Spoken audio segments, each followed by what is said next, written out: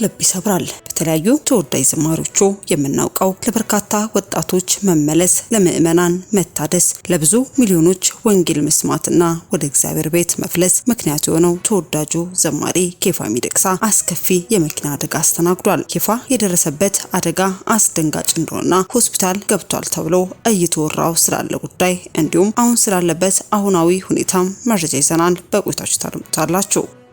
በሌላኛው መረጃችን አስፈሪው የዶናልድ ትራምፕ መግለጫ ዓለምን በድጋሚ አሸብሯል። ዛሬ ኢራን እጅግ በኃይለኛ ትመታለች ሲሉ መግለጫንም ሰጥተዋል። የገደል አፋፍ ላይ የሚገኘው የመካከለኛው ምስራቅ እየተናጠም ይገኛል። ይህ ጦርነትም አንደኛ ሳምንቱን የደፈነ ሲሆን እስካሁን በሰው ሕይወትና በኢኮኖሚ ላይ እያደረሰ ያለው ውድመትም ከፍተኛ መሆኑ ተነግሯል። ከ1200 በላይ ሰዎች የተገደሉበት ይህ የመካከለኛው ጦርነትም ተባብሶም ቀጥሏል። በዛሬው ዕለት ዶናልድ ትራምፕ የሰጡት መግለጫ ድፍን ዓለምንም አሸብሯል። የአሜሪካው ፕሬዝዳንት ለኢራን የሰጡት መግለጫ ምን ይሆን? በጦርነቱ ዙሪያስ ኢራን ምን ስትል ምላሽ ሰጠች? የሚሉትን በመረጃችን ይዘናል። እንዲሁ በቆይታችሁ ታደምጡታላችሁ። አስከትለን ይህንን በጥብቅ አድምጡኝ ሲል የእግዚአብሔር ሰው እንደሆነ የሚነገርለት ፓስተር ከፍያለው ቱፋ አስደንጋጭ መልእክትን አስተላልፏል። ባለስልጣናት ይህንን እወቁ፣ ለተራ የህግ አካላት ገንዘብ እየሰጣችሁ የሰራችሁት ስራ እቃወማለሁ ሲል በህግ አካላት የደረሰበትን እስርና እንግልትን ተከትሎ የታሰረበትን ድብቅ እውነታም አውጥቶ ተናግሯል። የታሰረበት ምክንያት ምን ነበር? ለባለስልጣናት ያጋራው መልእክትስ ምን ይመስላል? የሚሉትን እንዲሁ በመረጃችን ይዘናል። በስተመጨረሻ እውነተኛ የእግዚአብሔር ሰው እንደሆነች የሚነገርላት በድፍረትና በእውነት ተሞልታ ስትናገር የምናደምጣት የእግዚአብሔር ሴት ወንጌላዊት እጸገነት የመካከለኛው ምስራቅ ጦርነትን ተከትሎ ለኢትዮጵያን መልእክትን አስተላልፋለች። ስሙ የእስራኤል ጠላቶች ይጠፋሉ፣ ኢትዮጵያ ከእስራኤል ወይንስ ከኢራን ጎን በማለትም አስቸኳይ መልእክቷንም አስተላልፋለች። የእግዚአብሔር ሴት ወንጌላዊት እጸገነት ከጌታ ተቀብላ የተናገረችው ኢትዮጵያ በአስቸኳይ መፈጸም ያለባት ተግባር ምን ይሆን የሚለውን እንዲሁ በቆይታችሁ ታደምጡታላችሁ። እስከ መረጃው ፍጻሜ አብራችሁን ቆዩ።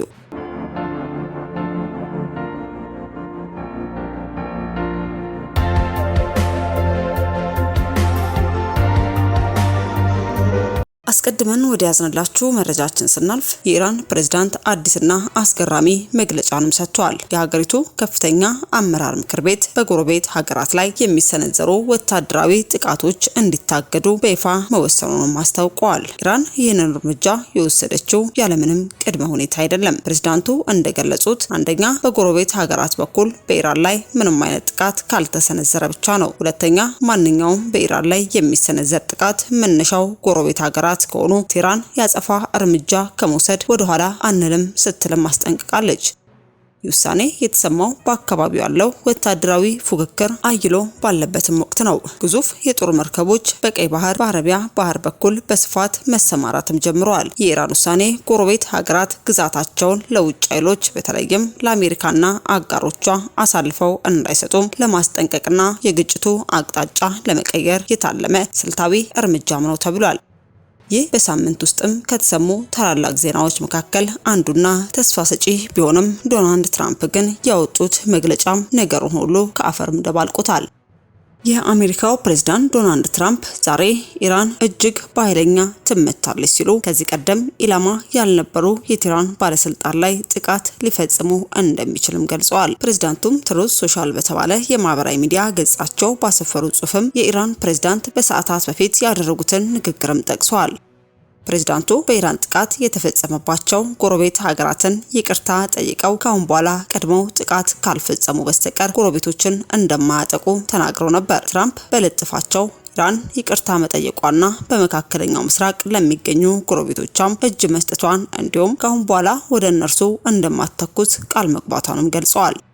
ይህ ቃል የተገባው በማይቋርጠው የአሜሪካና የእስራኤል ጥቃት ምክንያት ብቻ ነው ብለዋል። ኢራን የመካከለኛው ምስራቅ ሀገራትን እንደማታጠቃ ብትናገርም ወደ ጎረቤቶቿ የሚደርሱ ጥቃቶች ሙሉ በሙሉ አልቆሙም። በዱባይ ዓለም አቀፍ አየር ማረፊያ አቅራቢያ የድሮን ጥቃት መፈጸሙን የሚያመላክት መረጃ የወጣ ሲሆን ኳታርም የተወነጨፈባትን ሚሳኤል ማክሸፏንም ገልጻለች። ትራምፕ በማህበራዊ ሚዲያ ገጻቸው ባሰፈሩ ጽሑፍም ዛሬ ኢራን እጅግ በኃይለኛ ትመታለችም ብለዋል። የሀገሪቱ ጦርም ጥቃት የሚፈጸምባቸውን አዲስ ኢላማዎች እየለየ መሆኑን ገልጿል። ፕሬዝዳንቱ ሙሉ በሙሉ የሆነ ውድመትና እርግጠኛ ሞት የማድረስን ሐሳብ በከፍተኛ ሁኔታ እያጤኑት እንደሆነም ጠቅሰዋል። በአዲሱ እርምጃ ኢላማ የሚሆኑት እስካሁን ድረስ ጥቃት ሊሰነዘርባቸው ያልታሰቡ አካባቢዎችና በርካታ ሰዎች እንደሆኑም ጠቁመዋል። ይህ የሚሆነው በኢራን መጥፎ ባህሪ ምክንያት ነው ያሉት ትራምፕም ተጨማሪ መረጃ ከመስጠትም ተቆጥበዋል። ታዲያ በመካከለኛው ምስራቅ አሁን ድረስ የቀጠለው ጦርነትን ተከትሎ ዶናልድ ትራምፕ በኢራን ላይ የሚያደርሱት ጥቃት ይኖር ይሆን የሚለውን ተከታትለን ወደ እናንተ መናደርስ ይሆናል። አስከትለን ወደ ያዝንላችሁ መረጃችን ስናልፍ እጅግ አወዛጋቢ በሆኑ ንግግሮቹና በሚያስተላልፋቸው መልእክቶቹ የምናውቀው ፓስተር በማለት የሚጠራው ከፍ ያለው ቱፋ ለባለስልጣናቱና በስውር ለሚሰሩ የህግ አካላት ላይ ድፍረት አዘል መልእክትን አጋርቷል። ያላችሁ መላው ኢትዮጵያውያን ሰላም ናችሁ? መልእክት በጣም በጥብቅ እንድትሰሙልኝ እፈልጋለሁ። ለሚመለከተው አካል እንድታስተላልፉልኝ። ባለፈው ሳምንት እንደታሰርኩ ይታወቃል። የታሰርኩበት ምክንያት ምንም አይደለም። በጋንግስተርና በዱርዬ ሰዎች ግን ህግ ጥላ ስር ሆነው እኔን ለማሸማቀቅ የሚሰሩ ሰዎች ጋር አልስማማም፣ ለነሱ እጅ አልሰጥም ነው ጸቤ። እና አሁንም ቢሆን ለምን ይሄን ተናገርክ ብሎ አሁንም እንደገና ከወጣው በኋላ ሌላ ክስ አለ አይደል? በሰበብ በየፖሊስ ጣቢያው እኔን ማንከራተት ነው ታርጌታቸው። አሁንም ሌላ ፍለጋ ላይ ስለሆኑ ከጠፋውም እነሱ ይሄን እንዳደረጉት እዛው አሊብራ የሚባል ማህበር አለ፣ እዛ ውስጥ ያለ ፓስተር ይሄን እንዳደረገው እንድታቁ ከሰዎች ከባለስልጣን ጋር ተመሳጥሮ ማለት ነው። ክፍለ ከተማው አመራሮችም ይሄን እንዲያውቁልኝና ይሄ ነገር እንዲያስቆሙልኝ በቃ። ስለዚህ እኔ ከደሃናቴ ጋር መኖር አልቻልኩም፣ ቤት አይደለውም ማለት ነው። ይህንን መልእክት በጥብቅ እንድትሰሙኝ ፈልጋለሁ። ለሚመለከተው አካልም አስተላልፉልኝ። ባለፈው ሳምንት እንደታሰርኩ ይታወቃል። የታሰርኩበት ምክንያት እኛ አካባቢ የአመራሮች ስራ እንዲስተካከል ብታደርጉ ጥሩ ነው ብዬ በመናገር ታስሬያለሁ። አንድ ሰው 15-20 ቀን እንዴት ያለ ፍርድ ቤት ትዕዛዝ ይቀመጣል?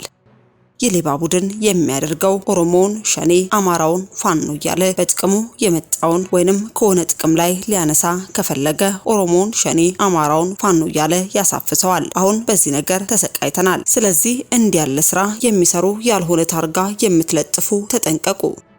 ጠቅላይ ሚኒስትር ዶክተር አብይ አህመድ ስለምወድ ነው እኔ እዚህ ሀገር የምቀመጠው እንጂ ወደ ሌላ ሀገር መሄድ አቅቶኛ አይደለም። ለእውነት ብለን ዋጋ እየከፈልን ነው። ይህን በመናገሬ በየፖሊስ ጣቢያው ያንከራትቱኛል። ምናልባት ከዓይናችሁ ከጠፋውም ፓስተር ምክንያት እንደሆነ እንድታውቁ። ይሰው ከባለስልጣናት ጋር ተመሳጥሮ እያሰቃየ ነው። የመንግስት አካላት ይህንን እወቁልኝ ሲል እየደረሰበት ያለውን ሁኔታ ገልጦ ለባለስልጣኑና ለህግ አካላትም እንዲባለ መልኩ የማስጠንቀቂያ መልእክቱን አጋርቶ ተመልክተን እኛም ወደ እናንተ አደረስን። አስከትለን ወደ ያዝንላችሁ መረጃችን ስናልፍ ዘማሪ ኬፋ ሚደቅሳ ካጋጠመው እጅግ አስፈሪ የመኪና አደጋ በእግዚአብሔር ጥበቃ በህይወትም ተርፏል። ይህንን ተአምር ተከትሎ ዘማሪው የሚከተለውን ልብ የሚነካ የምስክርነት ቃልም ሰጥቷል።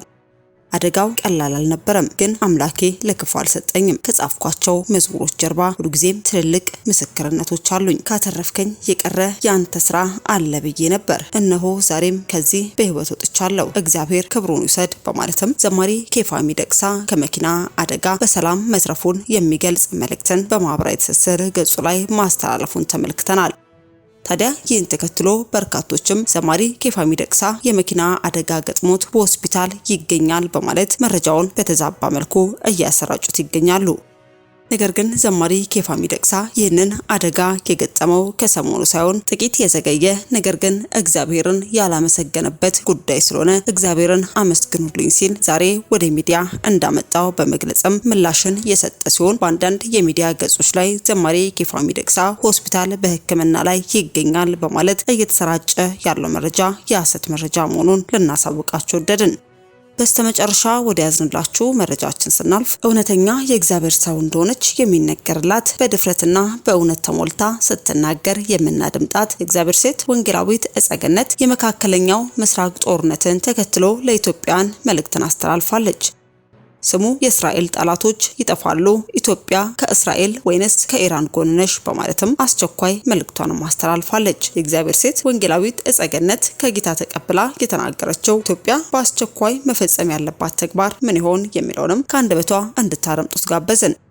ወገኖቼ ኢትዮጵያውያን፣ ኤርትራውያን እንዴት ናችሁ? እንዴት ከረማችሁ? እታችሁ ወንጌላዊት እጸገነት ነኝ። ከእናንተ የምፈልገው አንድ ነገር ነው።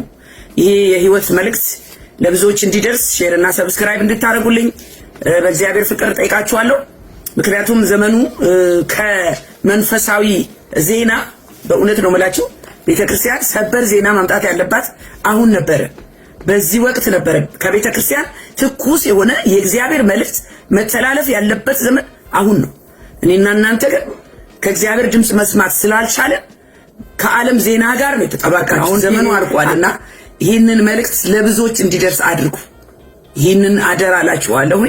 ለእናንተ ለተሳዳቢዎች፣ የእግዚአብሔርን ሕዝብ ለምትሳደቡ፣ በተለይ ቤት ውስጥ ሆናችሁ ወጣችሁ ለምትሳደቡ እኔ በጣም እምፈራላችሁ ነገር ሰው ከእግዚአብሔር ቤት ወጥቶ ከወንጌል አማኝነት ወጥቶ ሙስሊምም ይሁን ኦርቶዶክስም ይሁን ለምን የነበርክበትን ቤት ትሳደባለህ?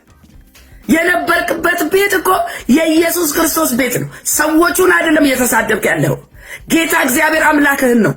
ስለዚህ ይሄ ሰው ሚዲያ ላይ ወጥቷል።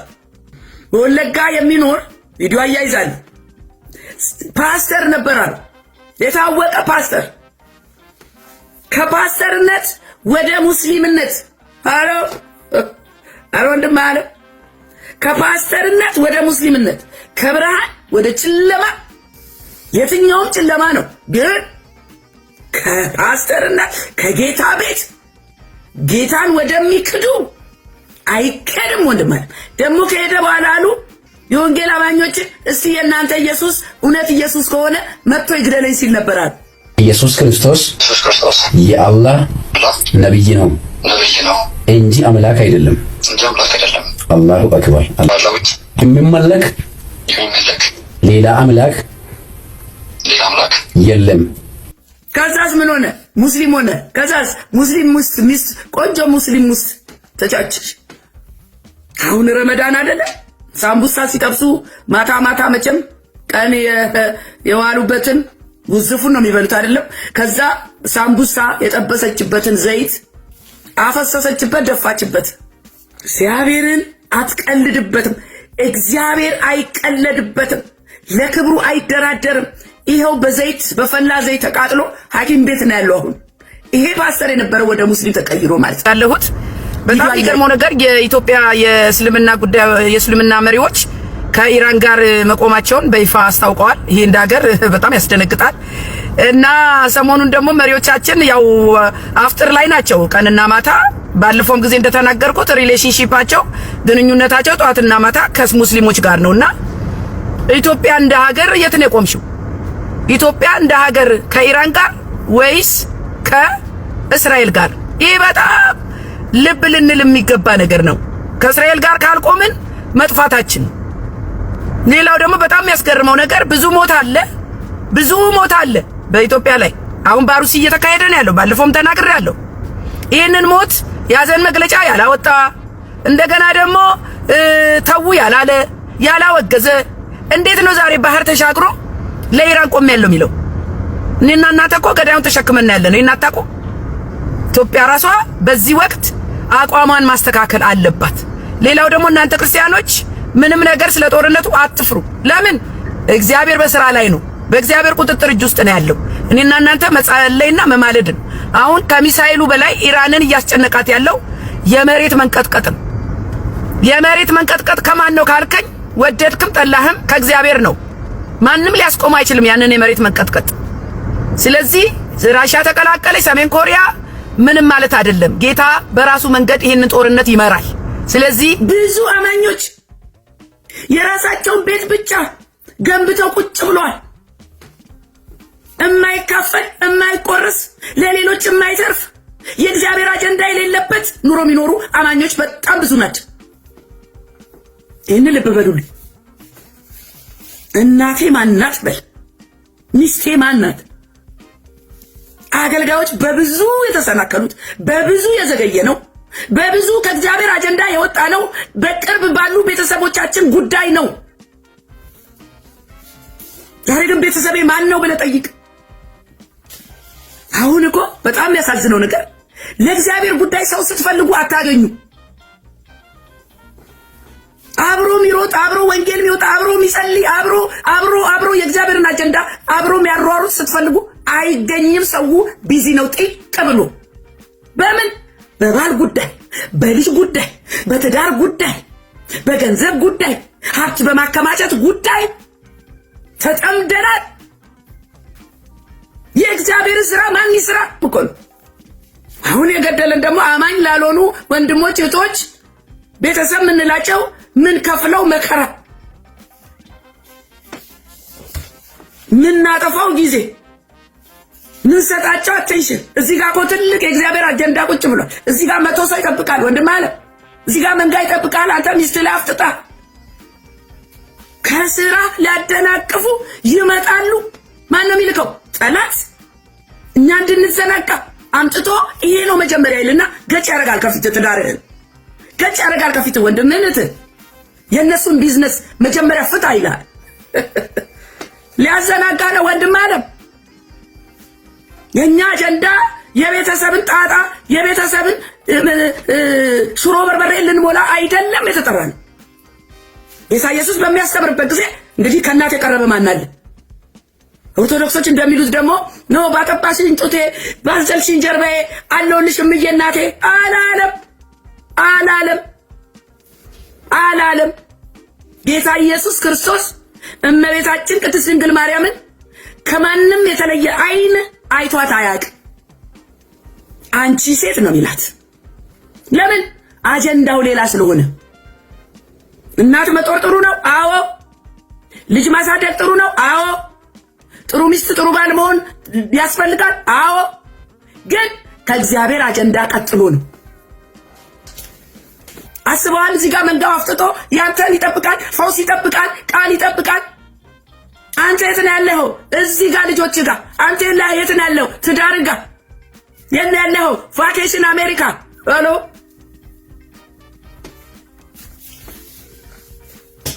ይሄ ነው የገደለን። ጌታ ኢየሱስ ክርስቶስ ግን ምን አለ ብትሉኝ ቁጥር 48 እርሱ ግን ለነገረው ሰው መልሶ እናቴ ማናት? እናቴ ማናት? ሚስቴ ማናት? ልጄ ማነው? ወንድሜ ማናት? እህቴ? እነዚህ ቤተሰቦች አጀንዳችን አይደሉም። ኃላፊነታችን እንወጣለን፣ አዎ። ነገር ግን ከእግዚአብሔር ስራ ቀጥሎ በጣም የሚገርመው ነገር አሁን በዚህ በኦርቶዶክስ ቤት አንዳንድ ደፋሮች እየተነሱ ነው። ምንድነው ድፍረታቸው ብትሉኝ ይሄ ወጣት በኦርቶዶክስ ጉባኤ መሃል የሚናገረው እውነት እግዚአብሔር በራሳቸው አንደበት እውነት እያናገራቸው ነው ያለውና እኔ ለሱ ደነገጥኩ። ያው አይቆይም ልጁ ከኋላ የተቀመጡት እንደውም ቄሶቹ ብለው ደንግጠው ያዩታል። ምን ይላል ሰላችሁ? የኢየሱስን ስም ስንጠራ በነጠት ትሉናላችሁ። ከዛስ በክርስቶስ ከማለ ወይም ጌታ ብሎ ከጠራ ወደ ሌላ ይወሰድበታል። ወደ ፊት ዋናውን ስጋውን አውጥተው እኮ መረቁን የሚጠጡት ስጋውን አውጥተዋል እኮ ዋናውን።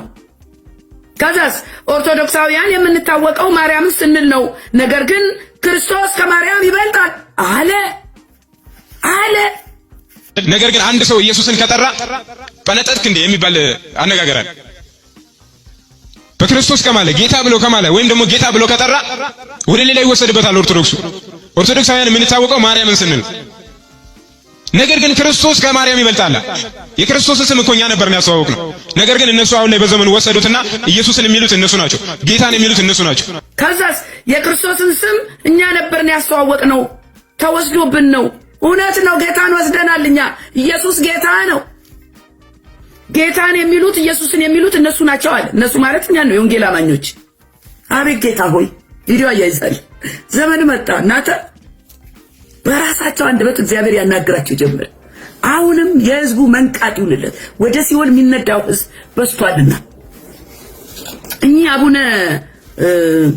አቡነ ኤርሚያስ በጣም የጌታ ነገር ገብቷቸዋል።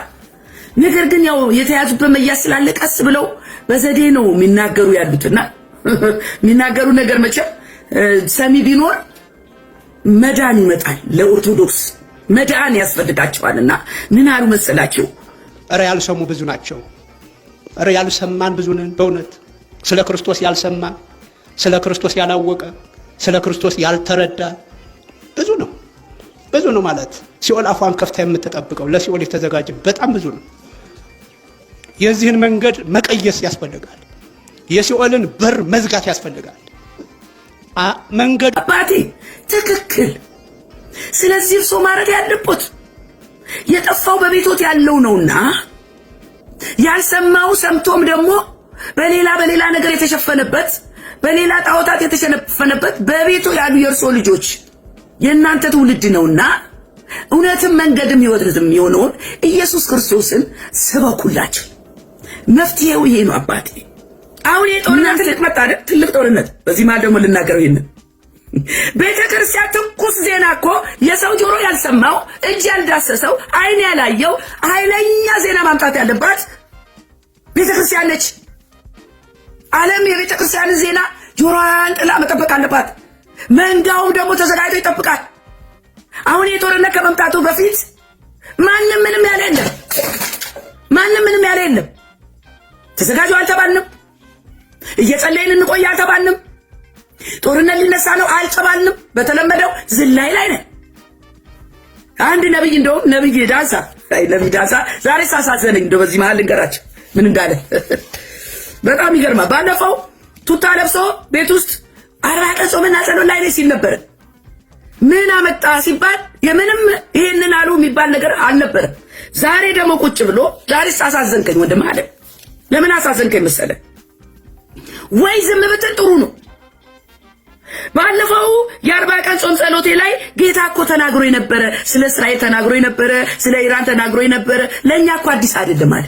መቼ ነገርከን ታዲያ? የእናንተ ትንቢት ፍየል ወዲህ ቅስምስም ወዲያ አይገናኝም። በአጠቃላይ እግዚአብሔር ተናግሮ ከሆነ ጌታ ከተናገረ ለምን መልእክቱን በወቅቱ አላስተላለፍክም? ባለፈው እንደውም የተናገርከው ሌላ ነገር ነበረ። አሁን ደግሞ ምን አለ? ገንዘብ መሳቢያ ልጸልይላችሁ አለ። ለማ አረብ ሀገር ዘመድ ላላችሁ እናንተ አረብ ሀገር ለተጨናነቃችሁ አረ ወንድም አለም ባያቶቻችን እንዳልኳችሁ ግራ ተጋብተዋል። ዝም ቢሉ ወይ የሆነ ሌላ ስራ ሰርተው ቢበሉ አይመስላችሁ? 9:23 ላይ ምን ይላል? ለሁሉም እንዲህ አላቸው። ምን አላቸው? በኋላዬ ሊመጣ የሚወድ ቢኖር ራሱን ይካድ መስቀሉንም ዕለት ዕለት ተሸክሞ ይከተለኛል። መስቀል መሸከም የሚባል ነገር አለ ወንድም አለ። የክርስቶስ ኢየሱስን መከራ ማስቀጠል ነው ክርስትና ማለት።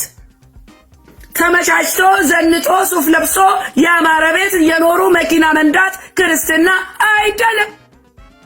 ለስጋዊ ምቾታችን አይደለም ኢየሱስ ክርስቶስን የተከተልነው።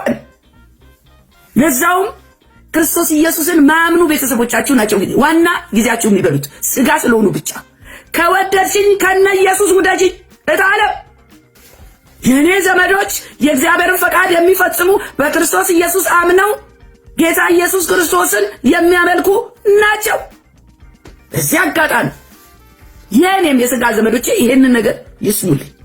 በፈቃዱ የሚሄዱ ናቸው እንጂ በስጋ ዝምድና ለሚቃወሙን እና እምነታችንን ለሚነቅፉ ቤተሰቦቻችን ባሪያ መሆን የለብንም። ከወደዱን ከነ ኢየሱስ ይውደዱን። ሁሉም ነገር ከኢየሱስ ቀጥሎ ነው።